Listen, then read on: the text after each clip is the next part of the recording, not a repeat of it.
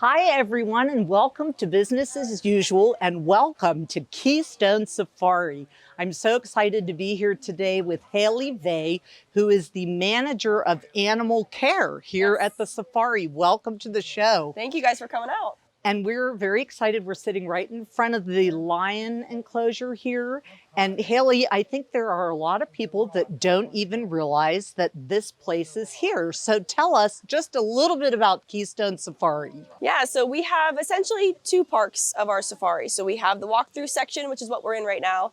We also have a drive-through section. So different animals, about 50 to 60 different species with a couple hundred individuals. We have zip lining and we have different truck tours and a bunch of animal feeding. So we have a lot going on here. First of all, you're located very close to the Grove City outlets, north of Butler. It's not far at all, probably about 30-minute drive at the most, I would say.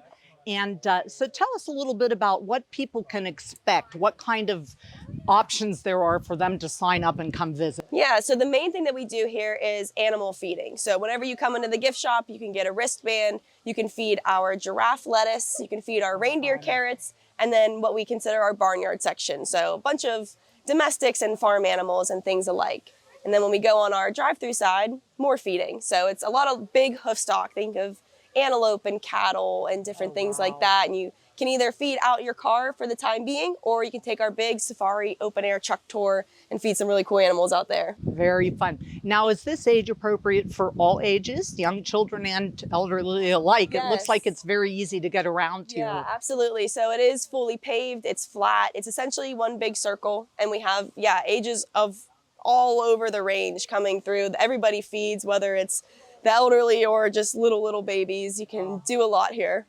And do you offer things like birthday parties or field trips or anything of that kind of nature? Yes, we do a lot with that actually. So birthday parties all throughout the year. We have private tours in our off season where the park is shut down. You can kind of rent out the park, which is cool.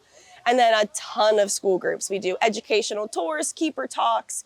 We do different enrichment activities. So there's a lot to see here, even on a daily basis. So you mentioned a little bit about your off season. Is the park open year round? Can you come here and see the animals? We are not. So it's usually weather dependent, but we do shut down from about the first week of January up until April. But throughout the winter months, we do a lot of Christmas lights activities and Halloween activities. So we still have a lot going on even in our slower seasons. Very fun. And what about like rain and things like that? If it's a rainy day, can people still expect to come and get in? Yeah, the nice part about this park, though it is weather dependent, we do have barns in different areas that you can go into to hide from the rain. So unless it's a really poor condition day and heavy rain, we do stay open so long as people are still coming to the park. Okay, and it's so cool because I hear the lion roaring behind me. They like to put on a show. Very cool to hear. Absolutely. Now, how did this whole thing get started? How did the people who own this start a venture like this? And where do the animals come from? So this park is a sister park of our other location, Living Treasures in Newcastle. So our owner, Adam Geyer, he took that one over from his father years and years ago. He has big ambitions. He always has new ideas. So we wanted to get some new space, add some more attractions, which developed this place. We have been open to the public for about 5 years or so. It's our 5th full season. Animals come from all over. We do a lot of dealings with a bunch of different zoos, whether it be different rescue projects that they have or any overflow that we can help them alleviate, things like that. Zoos do a lot of trading between each other with animals. Now, what do you think in your tenure here has been one of the most exciting things that has happened here at the Keystone Safari? For me personally, actually behind us, one of our lions, her name is Nala.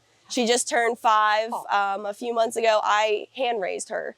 So mom wasn't really sure what to do with this cub. So that's the only time we ever step in. So we stepped in and we got to raise her until she was about 8 months old. And then she was fully self-sufficient. And now she's back out in the family. Oh, wow. Well, I can tell you my granddaughter would want to come see Nala in person. So give us a little bit of an idea of you talked about zip lining. Is that all part right here, or where do you zip line? Yes, so that is in our walkthrough section. Whenever you guys go to the back of the park, we have a whole adventure course and zip lining course back there. We have jump pillows. It's kind of like a bounce pad, a trampoline mixture back there for the kids. So it is in the walkthrough. It is a separate entity. So you pay for the walkthrough admission and then head back there and they get you all set up and you can zip line. You can see animals in our safari, in our barnyard. It's really cool. Haley, you talked about some of the different things you do at Christmas and Halloween. Yes. And I heard something about a nativity drive-through. Do you still do that here? Yes, that has been a yearly thing for us. It was a big success, so we do it. It's in our drive-through section of the park. So about end of November into parts of December, we will do a drive-through nativity. So live action actors we have out there passing out some candy. We've got some animals out there. You can still feed, and it's at night. So you get a different experience in the drive-through whenever you can see animals kind of move around at nighttime. How can people find out more about visiting Keystone Safari? So we do have a website, keystonesafari.com. The biggest thing that we really hammer on is our Facebook page. So any of the events that we do, we have a lot of events and we're still pretty new. So we're still trying out new events. So I know we just did a big Jeep Fest. We had a baby animal week, and now we're going to do a superhero and princess event coming up at the end of July.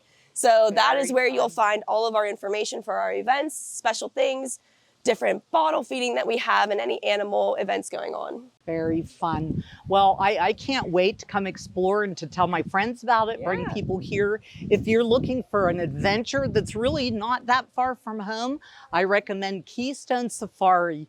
For Armstrong, this has been Daneen O'Donnell with Business as Usual.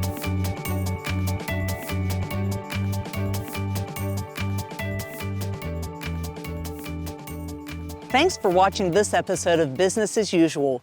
If you want to see more, just click on the playlist button up here. To keep up to date with all the shows from the Armstrong Neighborhood Channel, you can click on the subscribe button down here. See you next time.